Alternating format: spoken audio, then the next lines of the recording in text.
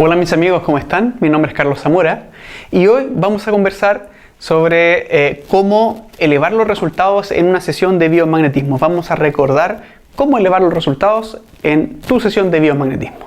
Así que sin esperar más, comenzamos.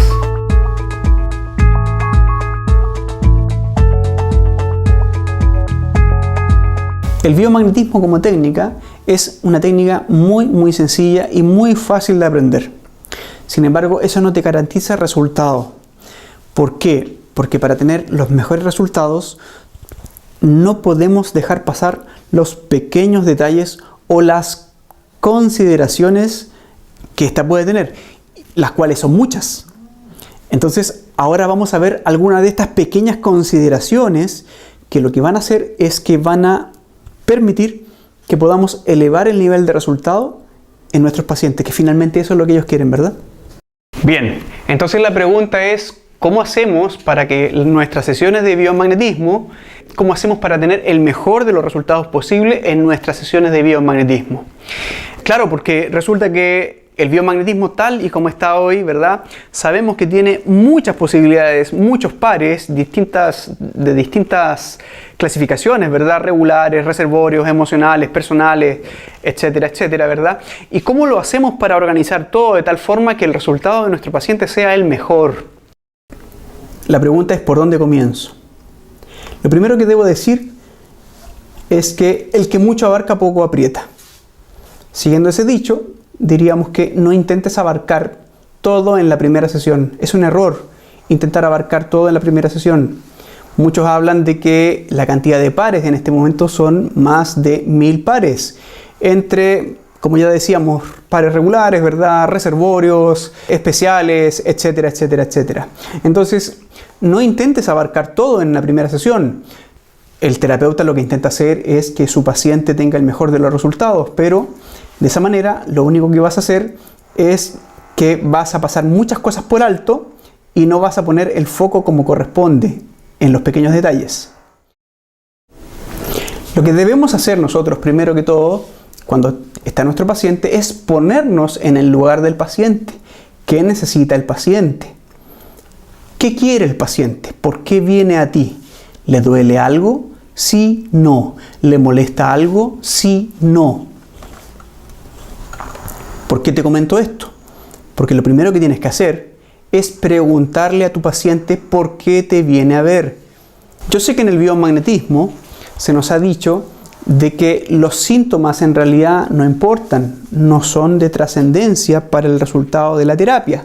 Sin embargo, aquí yo a lo mejor voy a ser un poco rebelde en ese sentido, o ustedes me van a decir que los síntomas no importan, sin embargo los síntomas sí importan. Si un paciente llega a ti con problemas articulares y te dice que le duele la articulación y te dice que le duele la cadera y que tiene problemas a la rodilla y a la muñeca, y tú en tu rastreo no le preguntaste nada, ¿verdad? No hiciste mayores preguntas, y en tu rastreo encontraste algunos pares como por ejemplo lengua-lengua, encontraste algunos pares como por ejemplo 100-100, laringe-laringe, y no encontraste más. Entonces tú crees que con eso hiciste un buen rastreo, y en ese momento tú al paciente le preguntas ¿por qué me viene a ver? Y el paciente te dice porque traigo artritis reumatoide deformante. Entonces tú observas lo que encontraste, y esos pares que tú encontraste, 3 pares, ¿verdad? Laringe-laringe, lengua-lengua, 100-100, tú te das cuenta que aparentemente no tiene mucha relación con la artritis reumatoidea. Entonces, en relación a lo que encontraste y lo que te cuenta el paciente, tú empiezas a verificar de que en tu diagnóstico algo se te pasó por alto. Entonces, si tú quieres tener buen resultado, no hay que descartar nunca el hecho de pedirle al paciente que te diga por qué te viene a ver. Dile que te cuente por qué te viene a ver. Una vez que el paciente te diga por qué te viene a ver, mi sugerencia para ti es que trabajes de forma ordenada o revises de forma ordenada todos aquellos pares que están asociados al problema. Obviamente que de forma previa tú tienes que tener identificados ciertos tipos de pares asociados a tales o cuales problemas. Por ejemplo, vas a tener identificado todos los pares posibles asociados, por ejemplo, a la artritis reumatoidea. Tienes que tener todos los pares asociados, por ejemplo, al lupus. Tienes que tener todos los pares asociados a los problemas gastrointestinales.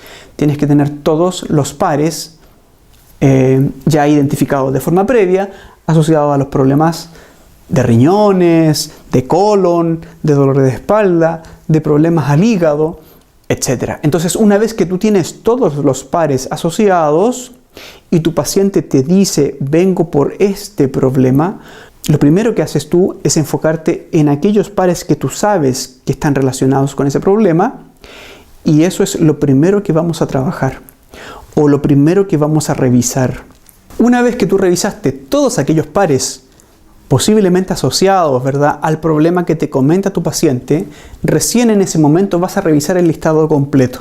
Entonces lo primero que hacemos es enfocarnos en aquellas cosas que posiblemente están relacionadas con el problema de tu paciente, y con eso lo que hacemos es impactarlo de forma directa en su problema.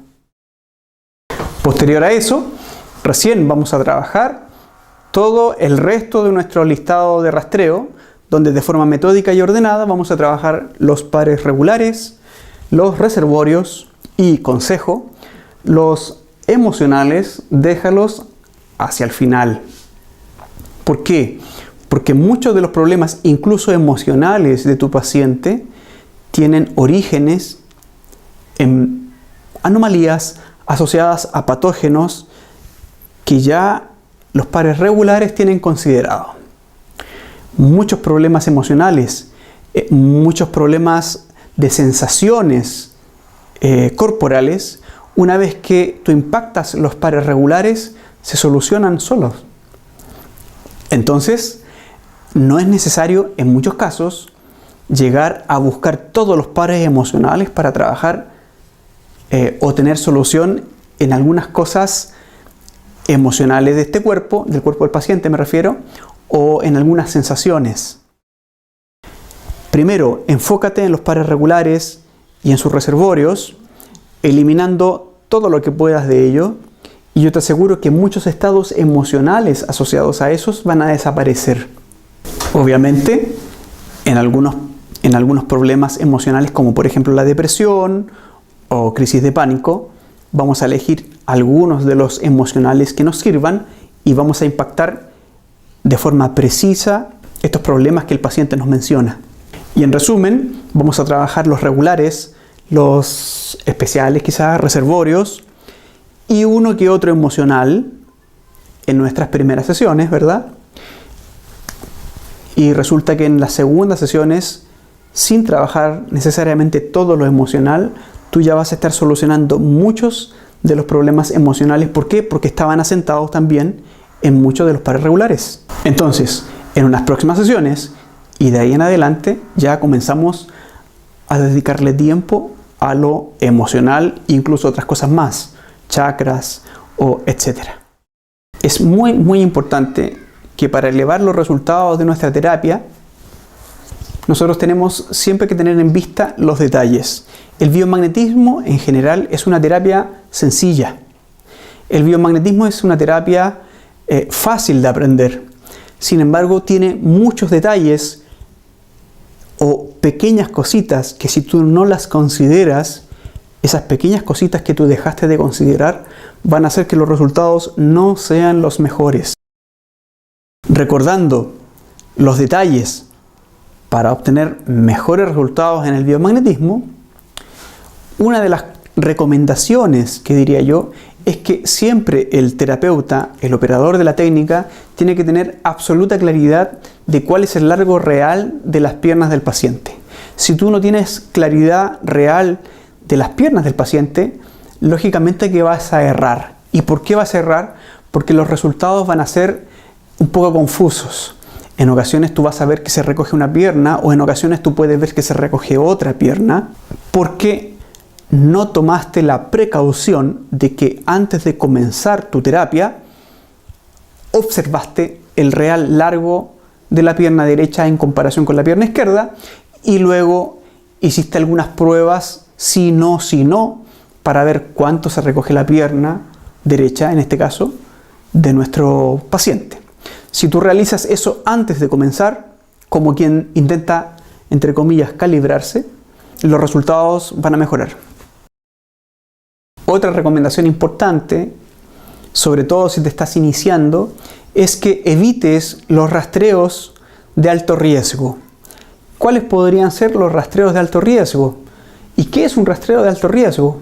Un rastreo, ¿verdad?, es el procedimiento a través del cual tú vas par por par o punto por punto, ¿verdad?, de una forma metódica, revisando aquellas cosas que en el cuerpo del paciente podrían tener alguna anomalía, ¿verdad? Entonces, normalmente en el biomagnetismo vamos punto por punto revisando. Sin embargo, hay algunos rastreos de alto riesgo que le denominamos porque cuando el operador equivoca o se equivoca en una posibilidad, solamente por equivocarse en esa posibilidad, involucra una suma de posibilidades o una suma grande de sí es y no es, que en este caso si hierra, ¿verdad?, se pierden. Por ejemplo, cuando hay un rastreo donde la persona va revisando de hoja en hoja. En esta hoja, ¿hay alguna anomalía? Sí, no. Si te dice que no, pasas a la otra hoja, ¿verdad? En esta otra hoja, ¿hay algo que esté mal? No. En esta otra hoja, ¿hay algo que esté mal? No.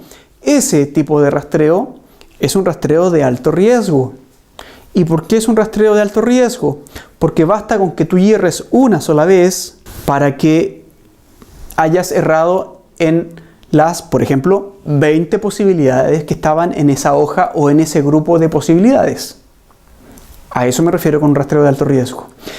Y ese tipo de rastreo, cuando tú estás comenzando, genera una alta probabilidad de error.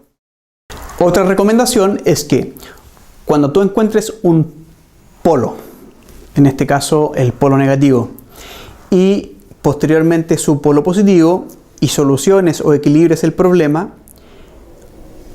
mi sugerencia sería que no intentes avanzar en tu rastreo una vez que tú hayas encontrado ese par, sin antes volver a revisar la zona donde encontraste el polo negativo en búsqueda de una segunda anomalía ahí mismo. Por ejemplo, hígado. Tú encuentras algo en el hígado, ¿verdad? Se te recoge la pierna, tú encuentras el par y dirías, continuamos el rastreo, ¿verdad? Y te saltas a otro órgano. Entonces, en ese momento, tú tienes que detenerte y volver a revisar si en el hígado hay otra anomalía u otra combinación. Hígado, por ejemplo, encontraste hígado vaso, pero también puede haber hígado colon, o hígado páncreas, o hígado. Tienes que buscar si en el lugar donde tú encontraste el polo, el par inicial, hubiese una segunda combinación. Si tú no haces eso, se te va a pasar por alto, incluso podría ser la solución del problema de tu paciente. Es muy importante que una vez que tú hayas terminado el trabajo de equilibrio de todos los pares en tu paciente, tú realices un trabajo de regeneración. El trabajo de regeneración es importantísimo para que el paciente logre resultados de una forma más rápida. Regeneración en articulaciones, regeneración en lesiones, regeneración, por ejemplo, en discopatías. Cada lesión que tiene el paciente, una vez eliminados los pares, hay que trabajarlo con regeneración.